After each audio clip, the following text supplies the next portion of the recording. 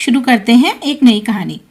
कपड़े सुखाते सुखाते सरोज ने एक नज़र सामने वाले घर की छत पर भी डाली। उस घर में भी अक्सर उसी वक्त कपड़े सुखाए जाते थे। हालांकि उस घर में रहने वाली महिला से सरोज की अधिक जान पहचान नहीं थी, फिर भी कपड़े सुखाते सुखाते रोजाना होने वाली बातचीत से ही आपसी सुख दुख की बातें हो जाती थी। बातों ही बातों में सरोज को पता चला कि उस महिला का नाम प्रिया है और उसके पति का नाम प्रकाश है। प्रकाश जी एक बैंक ऑफिसर थे तथा घर के पास ही एक बैंक में काम करते थे। प्रकाश या प्रिया की एक छोटी सी बेटी थी, पाखी। छोटा सा खुशहाल परिवार था। छुट्टी के दिन वे अक्सर घूमने जाते। प्रकाश जी बहुत ही हैंडसम एवं हंसमुख स्वभाव के थे। यह सरोज को भी नजर आता था, पर प्रिया स्वयं भी सदा उनकी तारीफों के पुल बांधा करती थी। देखिए ना भाभी जी, आज ये फिर मेरे लिए एक नई साड़ी ले आए। मैंने तो मना किया था पर माने ही नहीं। मेरा बहुत ख्याल रखते हैं ये, एक दिन प्रिया ने बड़े ही गर्व से बताया। अच्छी बात है, सच में तुम्हें इतना हैंडसम, काबिल और प्यार करने वाला पति मिला है, कहा सरोज ने मन ही मन सोचा। काश दुनिया में सभी विवाहित जोड़े इसी प्रकार खुश रहते तो कितना अच्छा होता। एक आदर्श पति पत्नी है दोनों। सरोज और प्रिया की बातचीत का मुद्दा अक्सर उनका घर परिवार ही हुआ करता था, जिसमें भी प्रिया की लगभग सारी बातें प्रकाश जी की प्रशंसा और प्यार से जुड़ी होती थी। एक दिन प्रिया ने सरोज से कहा, भाभी जी, मेरे पापा की तबीयत बहुत खराब है। मुझे कुछ दिन के लिए उनके पास जाना होगा। मन नहीं मानता कि प्रकाश जी को अकेले छोड़कर जाऊं, पर क्या करूं, मजबूरी है। प्लीज आप थोड़ा इनका ध्यान रखिएगा। खाने पीने की व्यवस्था तो बैंक में ही हो जाएगी, उसकी कोई चिंता नहीं है, पर हमारा घर सारा दिन सूना रहेगा।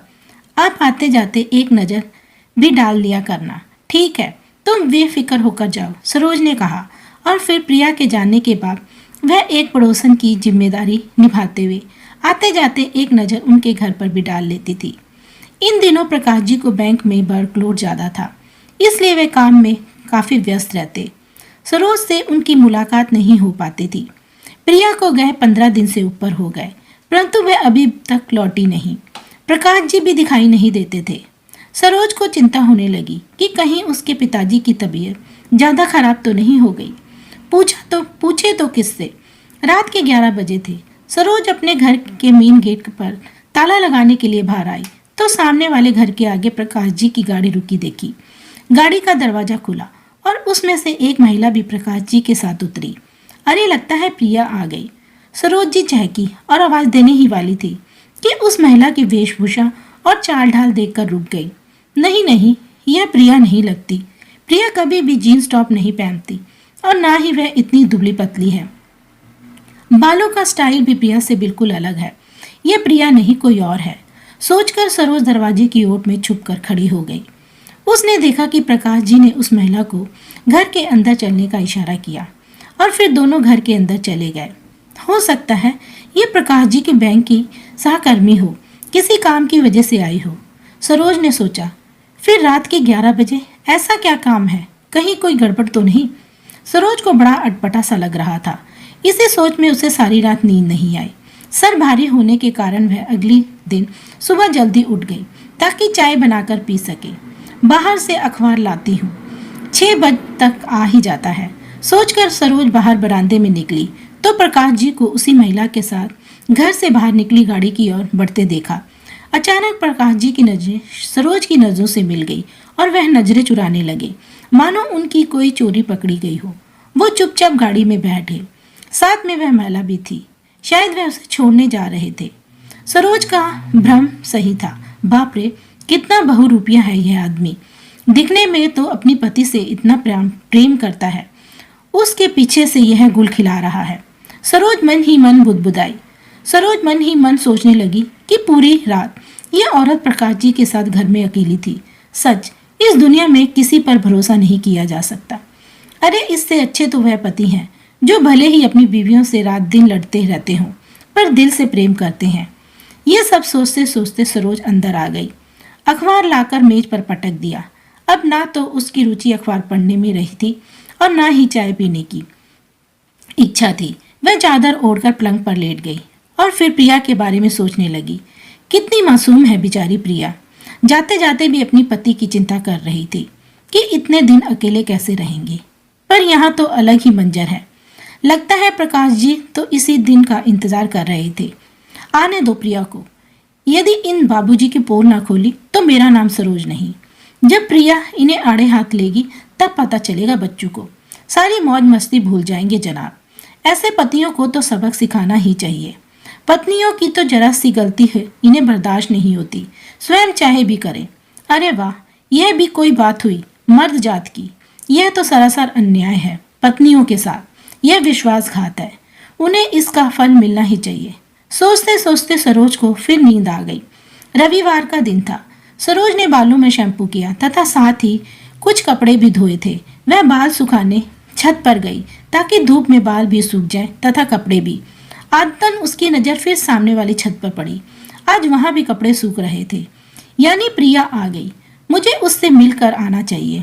जाकर उसके पिता का हालचाल भी पूछ लूंगी तथा उसके पीछे से उसके पति ने जो कारनामा किया है उसकी जानकारी भी बातों ही बातों में उसे दे दूंगी ताकि वह आगे से सतर्क रहे। यह सोचकर सरोज प्रिया के घर चल दी। सरोज को बाहर ही प्रिया मिल गई। नया सलवार कुर्ता पहन रखा था तथा हाथों में हैंडबैग था। लगता था कहीं जाने की तैयारी है। प्रिया, कब आई तुम? कैसे है तुम्हारे पापा? सरोज ने पूछा। आज सुबह ही पापा की तबीयत ठीक है इसलिए चली आई। स्कूल भी मिस हो रहा था पाखी का। इधर इनके फोन पर फोन आ रहे थे कि जल्दी आओ जल्दी आओ, तुम्हारे बिना मन नहीं लग रहा। सच भाभी जी, ये तो मेरे बिना रह ही नहीं सकते, इसलिए तो चली आई, वरना कुछ और दिन रह लेती। तभी प्रकाश जी भी आ गए। पाखी उनकी गोद में थी और प्रकाश जी उसे बार बार चूम रहे थे। पाखी भी पापा पापा कहकर उनसे लिपट रही थी। हेलो पाखी, कैसे हो? जानते हो हमने तुम्हें बहुत मिस किया। सरोज ने प्रकाश जी की ओर देखते हुए पाखी से कहा तो प्रकाश जी ने नजरें झुका ली और फिर संकोचवश नजरें उठाकर सरोज की ओर देखा, मानो अपना अपराध स्वीकार कर रहे हैं। अरे प्रिया, तुम्हारे प्रकाश जी तो तुम्हारे दीवाने हैं। तुम्हारे बिना ऐसे हो गए थे जैसे प्राण बिना तन। एक दिन तो मुझसे कहने लगी, भाभी जी जब बैंक से घर आता हूँ तो सूना सूना घर काटने को दौड़ता है। सच, पत्नी बच्चों के बिना घर घर नहीं लगता। प्रिया के चेहरे पर मुस्कुराहट दौड़ गई। उसने शर्माकर प्रकाश जी की ओर देखा। सरोज फिर बोली, अरे मैंने तो बेबक तुम लोगों को किन्हीं बातों में उलझा दिया। शायद तुम लोग कहीं जा रहे हो। बहुत दिन हो गए प्रकाश जी को अकेले बोर होते हुए। अब मूवी देखने जा रहे हैं। लौटते समय किसी रेस्टोरेंट में पिज्जा खाएंगे। प्रिया और पाखी को बहुत पसंद है। प्रकाश जी ने गाड़ी का दरवाजा खोलते हुए कहा। उनकी आंखों में सरोज के प्रति कृतज्ञता झलक रही थी। प्रिया और पाखी गाड़ी में बैठ गई और प्रकाश जी ने गाड़ी स्टार्ट कर दी। आज तो सरोज प्रिया को बिना कुछ कहे घर लौट आई थी, पर अब उसने यह निर्णय भी ले लिया था कि वह प्रिया को उस दिन के बारे में कभी कुछ नहीं बताएगी, क्योंकि उसने महसूस किया कि यदि वह ऐसा करेगी तो यह प्रकाश जी के लिए एक अपमानजनक ही होगा। प्रिया को भी उससे आघात ही पहुंचेगा। सरोज को लगा कि यदि प्रकाश जी की इस तनक सी बेवफाई पर पर्दा ही पड़ा रहने दिया जाए तो उचित होगा। इस तरह कम से कम पति पत्नी में प्यार का भ्रम बना रहने से एक खुशहाल परिवार तो आबाद रहेगा और शायद भविष्य में प्रकाश जी को भी अपनी भूल व नादानी समझ आ जाए और वह फिर कभी ऐसा न करे, क्योंकि कई बार अपराधी को दंड देने की बजाय माफ कर देना ज़्यादा लाभकारी सिद्ध होता है। कहानी कैसी लगी हमें कमेंट में लिखकर बताएं। वीडियो को लाइक और चैनल को सब्सक्राइब करें। थैंक यू, धन्यवाद।